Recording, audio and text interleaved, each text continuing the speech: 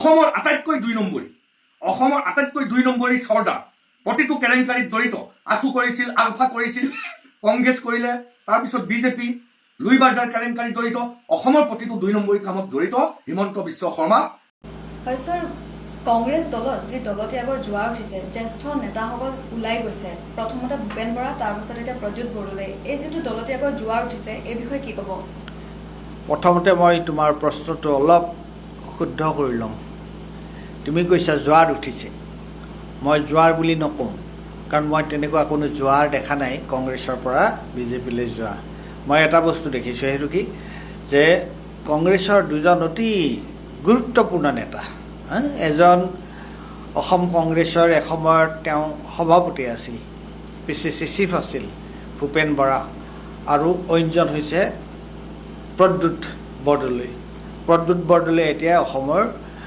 নগাঁও সমষ্টিৰ পৰা কংগ্ৰেছৰ MP গতিকে এই দুজন বেছ শীৰ্ষস্থানীয় নেতা কংগ্ৰেছৰ পৰা বিজেপিলৈ গৈছে এতিয়া মই তোমাক এটা কথা কওঁ এই দুজন নেতাৰ নাম দ্বিতীয়বাৰ মই এই কথাখিনি কওঁতে নকওঁ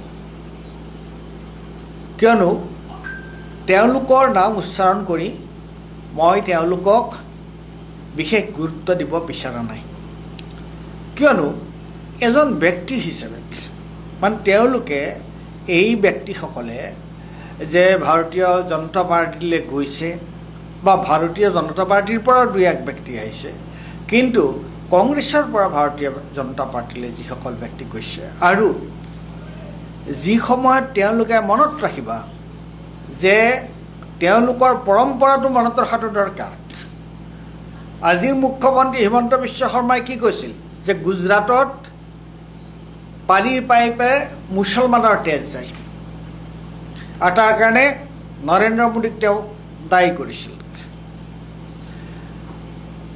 আৰু পিচিচি চিফ আগৰজনাই তেওঁ কি কৈছিলে আৰু এই যে গ'ল যে MP জন তেখেতে কি কৈছিল বেলেগ একো নালাগে তেওঁলোকৰ আগৰ কথাবিলাক আৰু সেইদিনা জয়ন্ত মল্ল বৰুৱাই কংগ্ৰেছত থাকোঁতে কি কৈছিল গতিকে প্ৰশ্নটো হৈছে যে এই মানুহবিলাকৰ তেওঁলোকৰ আচলতে নীতি আদৰ্শ বোলা কিবা বস্তু আছে নেকি একো নাই আজি এই সাংসদজনৰ বিষয়ে আৰু এই সাংসদজনৰ বিষয়ে কিয় প্ৰদ্যুৎ বৰদলৈৰ বিষয়ে কিয় মই নকওঁ বুলি কৈ আকৌ ক'বলৈ বাধ্য হ'লোঁ তেওঁৰ নামটো প্ৰদ্যুৎ বৰদলৈ কিয় হিমন্ত বিশ্ব শৰ্মা সম্পৰ্কে সেই সময়ত ভাৰতীয় জনতা পাৰ্টীয়ে কি পুস্তিকা উলিয়াইছিল প্ৰদ্যুৎ বৰদলৈ সম্পৰ্কে ভাৰতীয় জনতা পাৰ্টীয়ে কি ষ্টেটমেণ্ট দিছিল যে প্ৰদ্যুৎ বৰদলৈৰ দুৰ্নীতি সম্পৰ্কে ভূপেন বৰা সম্পৰ্কে কি কৈছিল আৰু ওলোটাই প্ৰদ্যুৎ বৰদলৈয়ে ৱাশ্বিং মেচিনৰ কথা কৈছিল কওঁ এতিয়া সেই ৱাশ্বিং মেচিনত নিজে সোমাল ভূপেন বৰাই কি কৈছিলে কওঁ বিজেপিৰ বিষয়ে তাৰ মানে এটা কথা বুজা হ'ল যে এই ব্যক্তিসকলৰ এই যে নেতৃত্ব শীৰ্ষস্থানীয় নেতৃত্বলৈ যে এই তেওঁলোকৰ আচলতে কোনো আত্মসন্মানবোধ নাই কোনো আত্মমৰ্যাদা নাই তেওঁলোকৰ আৰু তেওঁলোকৰ কাৰণে নীতি আদৰ্শ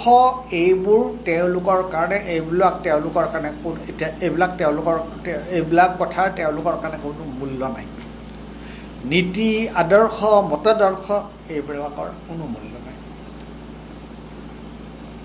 প্ৰদ্যুৎ বৰদলৈ তেওঁ আগতে মন্ত্ৰী আছিল দুটা টাৰ্ম তেওঁ কেইটা টাৰ্মত মন্ত্ৰী আছিল তৰুণ গগৈ মন্ত্ৰী হোৱাৰ সেই মানুহজনে প্ৰশ্নটো হৈছে কি যে তেওঁলোকে যেতিয়া এবাৰ এই যে মানুহে কয় নহয় যে তোমাৰ মেন ইটাৰ্ছ মানুহ খোৱা বাঘে এবাৰ মানুহৰ তেজৰ সোৱাদ যেতিয়া পাব নহয় সি মানুহকে বিচাৰি পেলাই ফুৰে। গতিকে এওঁলোকে যে ক্ষমতাত যে আছিল নহয়, মন্ত্ৰী যে হৈছিল, গতিকে মন্ত্ৰী নোহোৱাকৈ MLA হ'লেও নহ'ব, সাংসদ হ'লেও নহ'ব, মন্ত্ৰী হ'ব লাগিব।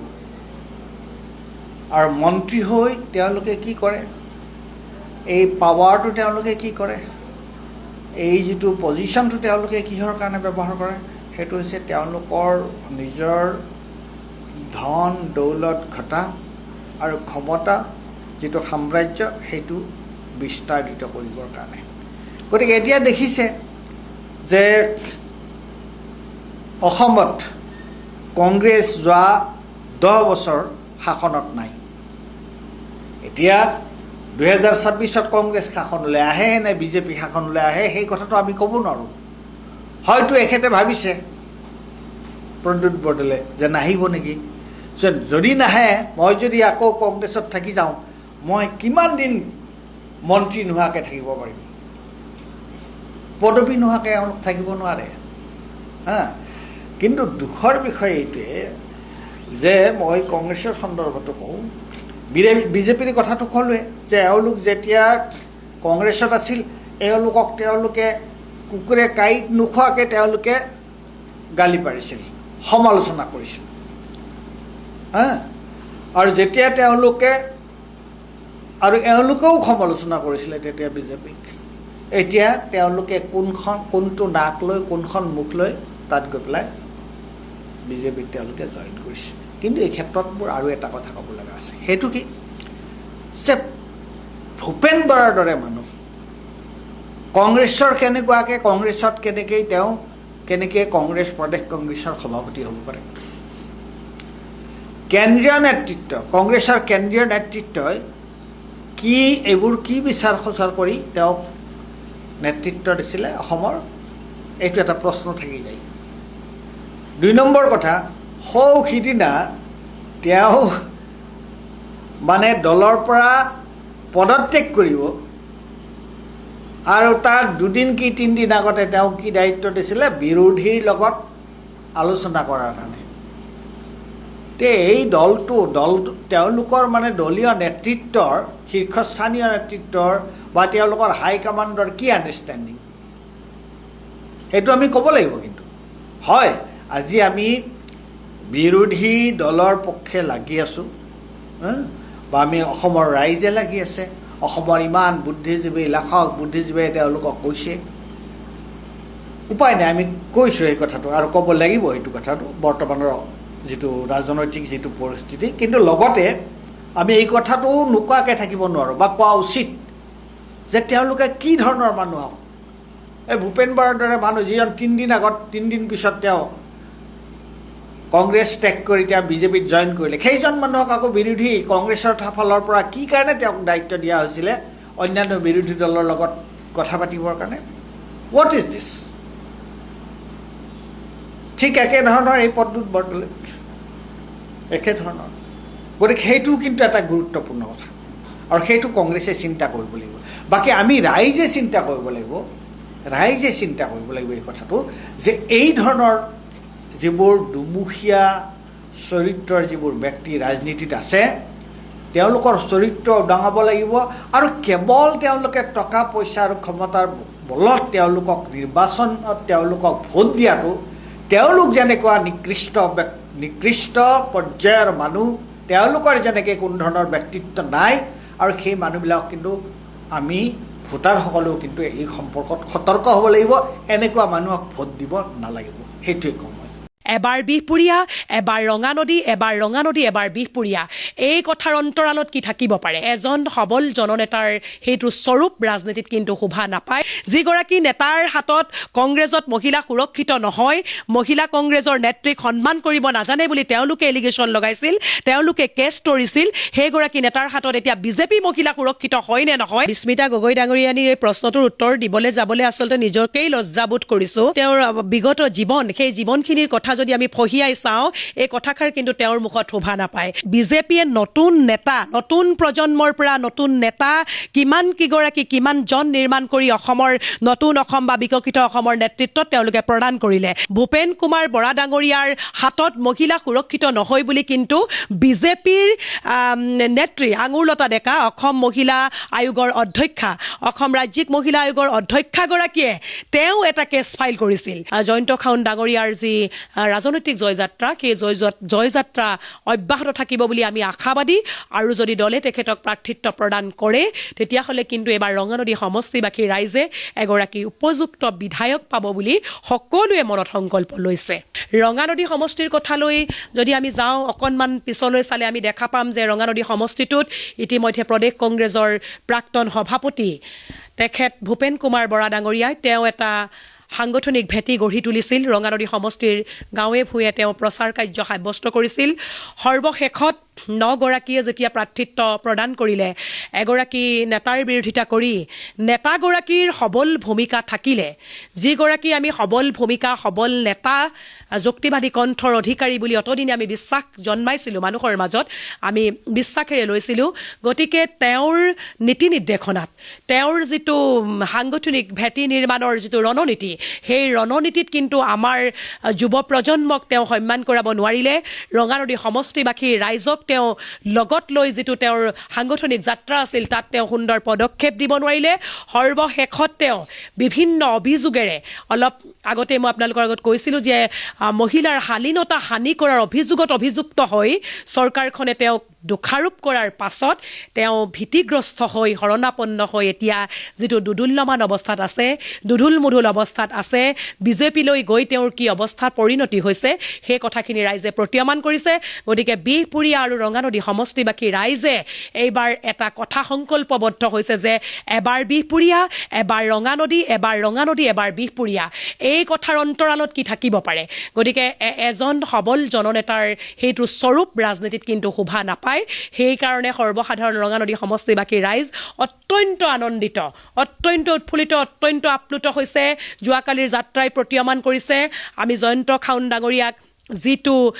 ব্যৱস্থাপনাৰে আদৰণি জনাইছে সেই ব্যৱস্থাপনাটোৱে প্ৰতীয়মান কৰিছে যে জয়ন্ত খাউন ডাঙৰীয়াৰ যিখিনি মানৱতাৰ জয়গান গোৱা মানৱ সেৱা কৰাৰ যি লক্ষ্য জননেতাগৰাকীৰ জনসমাজৰ প্ৰতি যি দয়াবদ্ধতাৰ গুণ ইতিমধ্যে সামাজিক ক্ষেত্ৰতে কওক আপুনি সাংস্কৃতিক জগতখনৰ কথাই কওক বৌদ্ধিক মহলৰ কথাই কওক ৰাজনৈতিক চিন্তা চেতনাশীল ব্যক্তিত্ব মাজেৰে জয়ন্ত খাউন ডাঙৰীয়াৰ যি ৰাজনৈতিক জয়যাত্ৰা সেই জয়যাত্ৰা অব্যাহত থাকিব বুলি আমি আশাবাদী আৰু যদি দলে তেখেতক প্ৰাৰ্থিত্ব প্ৰদান কৰে তেতিয়াহ'লে কিন্তু এবাৰ ৰঙানদী সমষ্টিবাসী ৰাইজে এগৰাকী উপযুক্ত বিধায়ক পাব বুলি সকলোৱে মনত সংকল্প লৈছে বিস্মিতা গগৈ ডাঙৰীয়ানীৰ এই প্ৰশ্নটোৰ উত্তৰ দিবলৈ যাবলৈ আচলতে নিজকেই লজ্জাবোধ কৰিছোঁ কাৰণ যিটো ৰাজীৱ ভৱনৰ পৰা তেওঁৰ ৰাজনৈতিক যাত্ৰা আৰম্ভ হৈছিল তেওঁৰ যিটো নেকি তেওঁৰ বিগত জীৱন সেই জীৱনখিনি কথা যদি আমি ফহিয়াই চাওঁ এই কথাষাৰ কিন্তু তেওঁৰ মুখত শোভা নাপায় তাৰ পৰিৱৰ্তে আমি ক'ব পাৰোঁ যে আমি বাজপেয়ী ভৱনত কিন্তু নিশা 7 বজাত মহিলা তালৈ যাব নোৱাৰে বুলি কোৱা কথা এটা জাক-জমকীয়া এটা ঢাক ঢোলেৰে অসমত এটা সময়ত প্ৰচাৰ হৈছিল আৰু ইয়াৰ উদাহৰণস্বৰূপে ইন্দ্ৰাণী তহবিলদাৰৰ দৰে বিজেপিৰ এগৰাকী নেত্ৰী আত্মহত্যাৰ দৰে পথ তেওঁলোকে বাছি ল'ব লগা হৈছিল আমি এটা বিকল্প কথা যদি কওঁ আপোনালোকে ভাবক যে আমাৰ প্ৰদেশ কংগ্ৰেছৰ প্ৰাক্তন সভাপতিগৰাকী ভূপেন কুমাৰ বৰা ডাঙৰীয়া যেতিয়া দল ত্যাগ কৰাৰ আগত ভূপেন কুমাৰ বৰা ডাঙৰীয়াৰ হাতত মহিলা সুৰক্ষিত নহয় বুলি কিন্তু বিজেপিৰ নেত্ৰী আঙুৰলতা ডেকা অসম মহিলা আয়োগৰ অধ্যক্ষা অসম ৰাজ্যিক মহিলা আয়োগৰ অধ্যক্ষাগৰাকীয়ে তেওঁ এটা কেছ ফাইল কৰিছিল গতিকে সেই কেছৰ বিচাৰ এতিয়া কি হ'ল সেইগৰাকী নেতাৰ হাতত তেওঁলোক সুৰক্ষিত হ'বনে যিগৰাকী নেতাৰ হাতত কংগ্ৰেছত মহিলা সুৰক্ষিত নহয় মহিলা কংগ্ৰেছৰ নেত্ৰীক সন্মান কৰিব নাজানে বুলি তেওঁলোকে এলিগেশ্যন লগাইছিল তেওঁলোকে কেছ তৰিছিল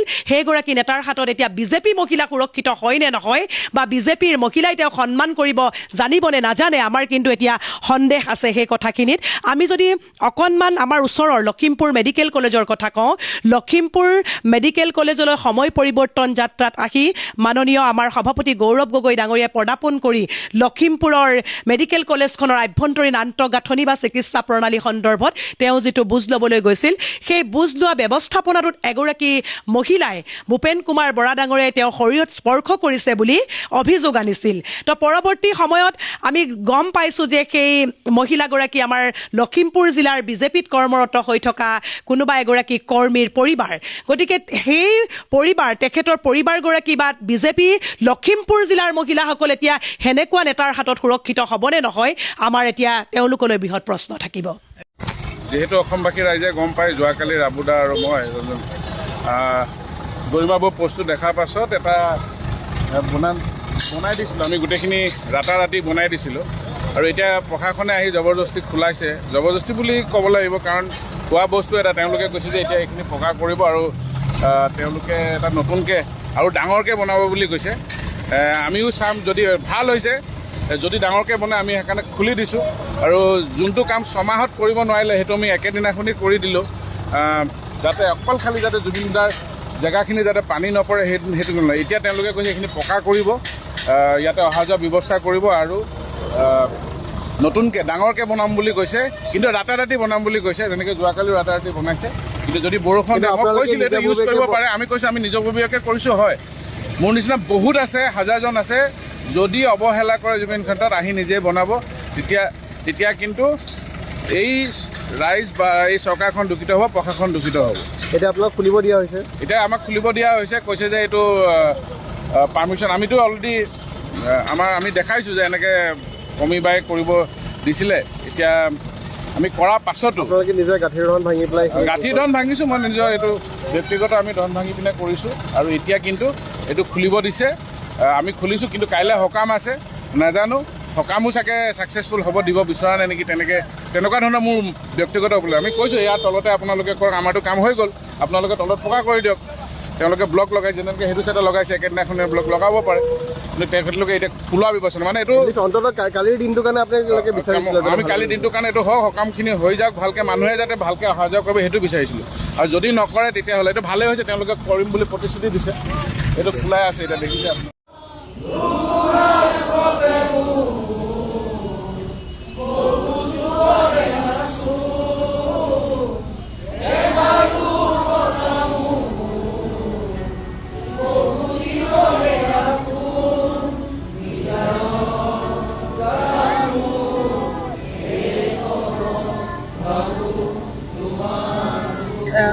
সেইদিনা আহি কৈছোঁ এক্সে কথাবোৰ, তেওঁলোকে এতিয়া আৰম্ভ কৰিছে, কামবোৰ ভালকৈ হওক সেইটোৱে বিচাৰিছোঁ।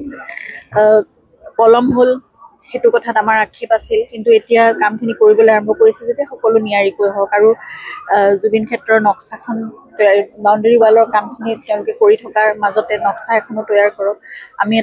মই সেইদিনাও একেখিনি কথাই কৈছোঁ যে এটা মিউজিয়াম, এটা লাইব্ৰেৰী, তাৰ ভিতৰত এটা অ'পেন ষ্টেজ আৰু জুবিনৰ বহু সামগ্ৰী আছে, এতিয়া উপহাৰ বহুত ঠাইৰ পৰা বহুত লোকে আহি পেলাই দিছে, এই সকলোবোৰ ধুনীয়াকৈ সংগ্ৰহালয়ত সংৰক্ষিত হওক। আৰু তাৰোপৰি সৰুকৈ এটা অডিঅ' ভিজুৱেল ৰুম হওক, য'ত জুবিনৰ এখন ডকুমেণ্টাৰী বা তেওঁৰ চিনেমাবোৰ বা যিকোনো ধৰণৰ এনেকুৱা গীত তাত মানে স্ক্ৰিনিং হৈ থাকিব পাৰে। আৰু মুকলি মঞ্চখন নতুন প্ৰজন্মৰ বাবে বা সকলোৰে বাবে এক স্থান হওক, য'ত জুবিনৰ কামবোৰ বা তেওঁলোকৰ নতুন নতুন কামবোৰ, কাৰণ জুবিনে সদায় নতুন প্ৰজন্মৰ নতুন কামক সদায় উৎসাহ দিছিল। গতিকে সেই সাধনাৰ চৰ্চাবোৰ চলি যাওক, সকলোবোৰ পজিটিভ হওক আৰু সকলো সৃষ্টিমুখী হওক, সেইটোৱে কামনা কৰিছোঁ। তেতিয়াই জুবিন জীয়াই থাকিব আমাৰ অন্তৰত। মই কথাৰ গোপনীয়তাটো ৰাখোঁ, আৰু আগতেও কৈছিলোঁ যে মই মিত্ৰতাৰ পক্ষত আছোঁ, আৰু আজিও আমাৰ স্থিতি অটল, আমি মিত্ৰতাৰ পক্ষত আছোঁ। কিন্তু হয়, বেছি দিন নাই, আমাৰ প্ৰাৰ্থীসকলে অহা কাইলৈ বা সোমবাৰহে তেওঁলোকে নিজৰ মনোনয়ন পত্ৰ দাখিল কৰিব লাগিব। ইতিমধ্যে চৰ্চা চলি আছে, মই গম পালোঁ মিডিয়াৰ ভিতৰত। চৰ্চাৰ ওপৰত মই প্ৰতিক্ৰিয়া বা চৰ্চাটো সঁচা নে মিছা কোৱাটো মই উচিত নাভাবোঁ কিন্তু মই আশা কৰোঁ যে যিহেতু সময় সীমিত আৰু যিমান লোকে মই প্ৰদেশ কংগ্ৰেছৰ ফালৰ পৰা ব্যক্তিগতভাৱে মই এই সময়ত বিভিন্ন হেঁচা বিভিন্ন ধৰণৰ ৰাজনৈতিক পৰিস্থিতি নতুন ৰাজনৈতিক পৰিস্থিতি পৰিৱেশৰ মাজতো মই চেষ্টা চলাই আছোঁ যে আমাৰ দুয়োটা দলৰ মাজত মিত্ৰতা হওক মই আকৌ চৰ্চাৰ ওপৰত মই ডিটেইলছটো মই ক'বলৈ বিচৰা নাই মুকলি কৰিবলৈ বিচৰা নাই কিন্তু কথাটো সঁচা যে মই ব্যক্তিগতভাৱে মই নিজৰ দলৰ নেতৃত্বক আৰু অসমৰ আমাৰ দলৰ সতীৰ্থসকলক জ্যেষ্ঠসকলক মিত্ৰতাৰ পক্ষত মই কথাবোৰ কৈ আছোঁ আৰু মিত্ৰতাৰ পক্ষত বিভিন্ন ধৰণৰ তথ্য আৰু যুক্তি মোৰ ব্যক্তিগত ৰাজ্যিক সভাপতি হিচাপে মই জনাই আছোঁ আৰু নিশ্চয় আমি যিদৰে বেলেগ দলৰ লগত যেতিয়া আমি কথাখিনি সম্পূৰ্ণ কৰিলোঁ আমি গোটেইখিনি কথা আমাৰ ৰাষ্ট্ৰীয় নেতৃত্বক জনালোঁ যে এইখিনি লৈ আমাৰ বুজাবুজি হ'ল এইখিনি লৈ ৰাজ্যিক স্তৰত আমি সমৰ্থন জ্ঞাপন কৰিছোঁ আমাৰ চকুত এইখিনি হ'লে দলৰ লাভ হ'ব অসমৰ লাভ হ'ব জনসাধাৰণৰ লাভ হ'ব জনসাধাৰণে সন্তুষ্ট হ'ব সেইকাৰণে আমি অনুৰোধ জনাইছোঁ নিজৰ ৰাষ্ট্ৰীয় নেতৃত্বক যে আপোনালোকে কাইণ্ডলি অনুগ্ৰহ কৰি আমি যে মিত্ৰতাৰ পক্ষৰ যি প্ৰস্তাৱ দিলোঁ সেই প্ৰস্তাৱটো আপোনালোকে স্বীকাৰ কৰি লওক আৰু কথাটো ক'বলৈ দিয়ক ৰাষ্ট্ৰীয় নেতৃত্ব সাধাৰণতে ৰাজ্যিক নেতৃত্বৰ কথাই মতেহে আগবাঢ়ি যায়গৈ আমাৰ কাম হ'ল পৰামৰ্শ দিয়া আৰু ৰাষ্ট্ৰীয় নেতৃত্বৰ কাম তেওঁৰ কৰ্তব্য হ'ল যে আমাক বা তেওঁলোকে শেষত অনুমতি তেওঁলোকে দিয়ে তো আজিৰ ফালৰ পৰাও মই যেতিয়া জাতীয় পৰিষদ আমাৰ জয়নিংটি কাঠাৰ দলৰ লগত আমাৰ CPM দলৰ লগত CPIML দলৰ লগত আমি যেতিয়া এটা যি প্ৰস্তাৱ লৈ তেওঁলোকৰো সন্তুষ্ট আমিও সন্তুষ্ট সেইটো ফাইনেলি শেষত গৈ মই নিজৰ ৰাষ্ট্ৰীয় নেতৃত্বক আমাৰ প্ৰস্তাৱ আৰু আমাৰ পৰামৰ্শ হিচাপে আমি দিওঁ আৰু তাৰপিছত আমাৰ পৰা কথাবোৰ চলে আলোচনাবোৰ হয় আৰু কথাবোৰ জানিবলৈ চেষ্টা কৰে তাৰপিছত আমাৰ যি প্ৰস্তাৱ যি পৰামৰ্শ সাধাৰণতে গ্ৰহণ কৰি লয় তো একেৰাহে আমি যেতিয়া আমাৰ আৰু ৰাইজৰ দলৰ মাজত এনেকুৱা এটা প্ৰস্তাৱত আমি দুয়োটা দল সমৰ্থন জ্ঞাপন কৰিম য'ত তেওঁলোকে সন্তুষ্ট হয় আমিও সন্তুষ্ট হয় সেই প্ৰস্তাৱ লৈ আমি ৰাষ্ট্ৰীয় নেতৃত্বৰ ওচৰত পুনৰবাৰ আগৰ দৰে আমি লৈ যাম আৰু তেওঁলোকক ক'ম যে এই প্ৰস্তাৱলৈ আমি প্ৰদেশ কংগ্ৰেছ হিচাপে আমাৰ কোনো বিৰোধিতা নাই ৰাইজৰ দলো মানি লৈছে অনুগ্ৰহ কৰি আপোনালোকে আমাক অনুমতি দিয়ক চব ফালৰ পৰা উত্তৰ লাগিব ৰাইজৰ দলৰ পৰা তেওঁলোকে কৈছে যে সম্পূৰ্ণ হোৱা নাই যেতিয়া সম্পূৰ্ণ হোৱা নাই তেতিয়া আমিও ৰাষ্ট্ৰীয় নেতৃত্বক সেইখিনিয়ে কথা ক'ব পাৰোঁ যে ইয়াৰলৈকে আমাৰ প্ৰদেশ কংগ্ৰেছৰ ফালৰ পৰা আমাৰ অসুবিধা নাই চাওক বহুতখিনি কথাটো চৰ্চা হৈ গ'ল ভালকৈ যেতিয়া যি আমাৰ এতিয়ালৈকে মই যি ভাবোঁ কথাবোৰ এটা সুস্থ পৰিৱেশত চলি আছে মোৰ এই সুস্থ পৰিৱেশ নিজৰ বেলেগ এক্সট্ৰা কথা কৈ মই বিপদত পেলাবলৈ নিবিচাৰোঁ এটা সুস্থ পৰিৱেশ চলি থাকক মই আশাবাদী অসমৰ ৰাইজে বিচাৰিছে মিত্ৰতা আমিও মিত্ৰতা বিচাৰিছোঁ মই এইবোৰ চিন্তা কৰিবলৈ সময়ে পোৱা নাই কাইলৈতো নহ'ব এতিয়া এইবোৰ চব চলি আছে এতিয়া সম্ভৱ তেতিয়া থাকিলে কি সোমবাৰে থাকিলে তেওঁক যথেষ্ট মই সন্মান কৰোঁ তেখেতক যথেষ্ট আমি সন্মান কৰোঁ আৰু যোৰহাটৰ বিষয়ে তেওঁ চব জানে ক'বলগীয়া নাই মানে যিদৰে অৰ্জুনে মহাভাৰতত নিজৰ ভীষ্ম পিতামহ বিৰুদ্ধে যুদ্ধত নিজৰ কৰ্তব্য পালন কৰি ৰণত নামিলে, ময়ো অৰ্জুনৰ দৰে তেখেতৰ মোৰ ভীষ্ম পিতামহ হিচাপে গ্ৰহণ কৰি মোৰ যি ধৰ্ম, নিজৰ দলৰ প্ৰতি যি মোৰ কৰ্তব্য, এক প্ৰকাৰে নৈতিকতাৰ ৰাস্তাত আগবাঢ়ি মই ৰণত নামিম। চৰ্চা বহুত ধৰণৰ চৰ্চা, সেই চব চৰ্চা 100টা চৰ্চা চলি আছে, চব চৰ্চাৰ ওপৰত মই প্ৰতিক্ৰিয়া দিয়াটো নাভাবোঁ। এটা কিন্তু আজিৰ দিনটোত একদম চাবলগীয়া কথা যে পুৰণি বিজেপিখিনিৰ অৱস্থা কিন্তু আজি চাবলগীয়া হৈছে। নতুন কংগ্ৰেছীৰ এনেকুৱা ভিৰ হৈছে বিজেপিৰ দলটোত, পুৰণি কংগ্ৰেছী পলাই পত্তং দিবলগীয়া হৈছে। তেখেতলোকৰ নাম নিচান নাইকিয়া কৰি দিব বিচাৰিছে হিমন্ত বিশ্ব শৰ্মাই। হিমন্ত বিশ্ব শৰ্মাই যিসকল পুৰণি এৰি থৈ অহা সতীৰ্থ আছিলে কংগ্ৰেছত, সকলোকে টানি আজুৰি নিজৰ লগত ৰাখি লৈছে। তেখেতৰ ফালে কথা ক'বৰ বাবে দলটো মজবুত কৰিছে, কাৰণ যিসকল পুৰণি বিজেপিৰ ব্যক্তি হয়, একনিষ্ঠভাৱে বিজেপিক ভাল পায়, বিজেপিৰ আদৰ্শৰে চলি মেলি কাম কৰিছিলে, সেই বিজেপিয়ে হিমন্ত বিশ্ব শৰ্মা ডাঙৰীয়াক বেয়া পাইছে। আৰু হিমন্ত বিশ্ব শৰ্মাই সেইটো কবাদতে সুশান্ত বৰগোহাঁই, ৰূপজ্যোতি কৰ্মী, বিস্মিতা গগৈ, অংকিতা দত্ত, প্ৰদ্যুৎ বৰদলৈ, ভূপেন বৰা, গোটেইখিনিকে মানে অভাৰঅল গোটেইখিনিকে নিজৰ দললৈ আনি আকৌ পুৰণি সতীৰ্থখিনিক নতুনকৈ সজাই আকৌ কংজেপি এটা সৃষ্টি কৰিব বিচাৰিছে।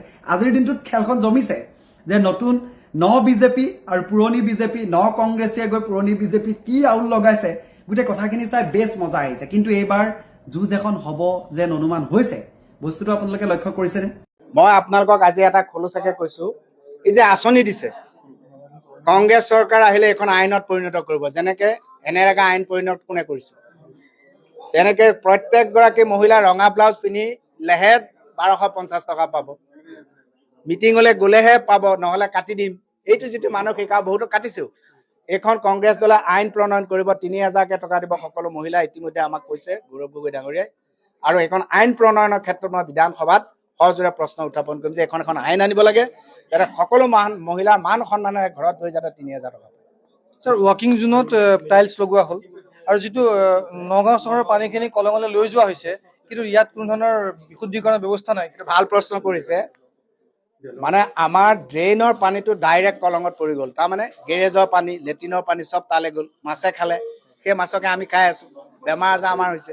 গতিকে এই মাছটো ড্ৰেইনৰ পানীটো এটা প্লেন কৰি পেলাই আমি ট্ৰিটমেণ্ট প্লেন কৰি অক্সিডাইজ কৰি সেই পানীটো কলঙত পেলাব লাগে, তেতিয়া মাছখিনি ধুনীয়া হয়। আৰু আপুনি যদি কলঙৰ পাৰত ৱাকিং জোনটো টাইলছ দিলে, টাইলছ নহয়, তাত দিব লাগিছিল আমাৰ স্বাস্থ্যৰ কাৰণে ভাল মাটি আখৰা, মাটিত অৰ্থাৎ দুবৰি বনৰ ওপৰত আমি তাত হেৰি কৰিব লাগিছিল, ৱাকিং জোনটো কৰিব লাগিছিল, তাৰ কাৰণে স্বাস্থ্য ভাল। গতিকে এইবিলাক সময় আহিলে এইবিলাক নিশ্চয় কৰা হ'ব, সুবিধা দিলে ৰাইজে নিশ্চয় কৰা হ'ব। হাঁহিলাত যিটো প্ৰজেক্ট আপুনি কৰিলে সেইটো কিন্তু ইতিমধ্যে জংঘলত পৰিণত হৈছে, তাৰ ব্যৱস্থা কিয় গ্ৰহণ কৰিব নেকি যদি দায়িত্বটো আহে? যিটো হাঁহিলা বুলিয়ে নহয়, ইয়াত যিবিলাক অৰ্গেনিক যিটো ফিছ মই কৰিছিলোঁ প্লেনিং, যে মাছখিনি আমাৰ অৰ্গেনিকভাৱে পুহিব লাগে আৰু ইয়াত নগাঁৱত অৰ্গেনিক মাৰ্কেটত সেইটো বেচিব লাগে, যাতে ইউৰিয়া থকা মাছ যাতে মানুহে খাবলৈ নাপায়। এই কথাটো আমি নিশ্চয় আকৌ কৰিম আৰু সেইখিনি প্ৰজেক্ট মই আকৌ ল'ম। আকৌ দুগ্ধ প্ৰকল্প এটাতো এইটো অৱস্থা নাইকিয়া হৈছে, এই দুগ্ধ প্ৰকল্পটো আকৌ মই জীয়াই তুলিবলৈ যত্ন কৰিম। ভাওনা সমাৰোহৰ কাৰ্যালয়টো আকৌ এইটো বনাবলৈ চেষ্টা কৰিম। 2 কোটি টকাৰ হ'ল, তাত 2 কোটি টকাৰ এটা আবণ্টন হৈছে। কিমান টকা কি কিছু মই ইমান নাজানো, কিন্তু আমাৰ কেইবা লাখ টকা দি ভাওনা সমাৰোহ কাৰ্যালয়টো বনালে, সেইটো কিন্তু ভাঙি পেলালে। বৰ্তমান বিজেপি চৰকাৰে ভাঙি পেলালে। সেইটো আমাৰ নগাঁৱৰ ৰাইজে বিবেচনালৈ আনক, তেওঁলোকে কিয় ভাঙি পেলালে। প্ৰদ্যুৎ বৰদলৈ বিজেপিৰ দিছপুৰ সমষ্টিত দায়িত্ব পোৱাৰ পাছত বা সমষ্টি প্ৰাৰ্থিত্ব পোৱাৰ পিছত বিজেপিৰ পৰা কৈছে কংগ্ৰেছৰ দিন ভাললৈ আহিব, আৰু ইতিমধ্যে আপোনালোকৰ কংগ্ৰেছত থকা বহু জাবৰ জোঁথৰ তালৈ গৈছে বিজেপিলৈ, কি ক'ব? সঁচাকৈ জাবৰ জোঁথৰ আছিল নেকি? তেওঁ ব্যক্তিগতভাৱে মই একো নকওঁ, কিন্তু আজিৰ পৰা তেওঁ 2.5-3 বছৰৰ পৰাই বিজেপিত যাবলৈ তেওঁ যত্ন কৰি আছিল। আৰু এইটো কয়লাৰ লবিত, মই জনাত তেওঁ কয়লাৰ লবি হেঁচাত, কাৰণ কয়লাৰ যিটো মানে দুৰ্নীতি আৰু অসমৰ আমাৰ ভৌগোলিক পৰিসীমাৰ ভিতৰত আমাৰ জলবায়ুৰ ওপৰত যিটো প্ৰভাৱ পৰিছে, সেইটোৰ ওপৰত যথেষ্ট ৰাইজে প্ৰতিবাদ কৰি আছে। আৰু তেওঁ লোকসভাত 2-এটা প্ৰশ্ন কৰিলে, সেইকাৰণে কয়লা লবিটোও বিচাৰিছিলে যে তেওঁ কণ্ঠ বন্ধ হ'ব লাগে, বিজেপিলৈ আহিব লাগে। ষ্টেটৰ ফালৰ পৰা মই জনাত সেইটো বাধা দি আছিল। যোৱা MP ইলেকশ্যনৰ আগতে, আৰু এতিয়া গ্ৰীণ ছিগনেল দিলে গ'ল আৰু সুবিধা পালে গ'ল আৰু। তেখেতৰ কাৰণে আপোনাৰ টিকেট কটা হৈছিল নেকি সেই সময়ত? সেইটোতো চবেই জানে যে যোৱাবাৰ মোৰ টিকেট কাটিছিল, মই যোৱাবাৰ টিকেট পালে জিকিলোহেঁতেন বুলি চবেই কৈছে, আৰু তেওঁৱে টিকেট কাটিছে বুলি চবেই ক'লে, আৰু সেইকাৰণে বোধহয় তেওঁ এতিয়া বিজেপিলৈ গ'ল, ৰাইজে গম পালে। আৰু এইবাৰ যদি সঁচাকৈ ৰাইজে মোক এটা সেৱা কৰাৰ সুবিধা দিব বুলি মই ভাবিছোঁ, আৰু ৰাইজৰ হেঁচাতেই মই এইবাৰ টিকেট বিচাৰিছিলোঁ, আৰু যিহেতু ৰাইজে দিছে নিশ্চয় এইবাৰ বিজয় হোৱাত সহায় কৰিব।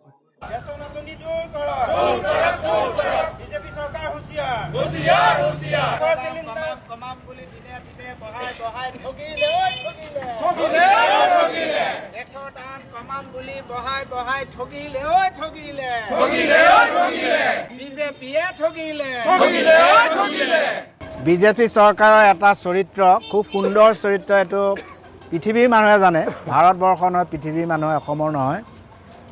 তেওঁলোকে কয় যিটো ওলোটাটো কৰে, গেছৰ দাম কমাম বুলি বঢ়াই ঠগিলে। গেছৰ নাটনি নাই কেতিয়াও হ'বলৈ নিদিওঁ, গেছৰ কিন্তু লাইন হৈ থাকে।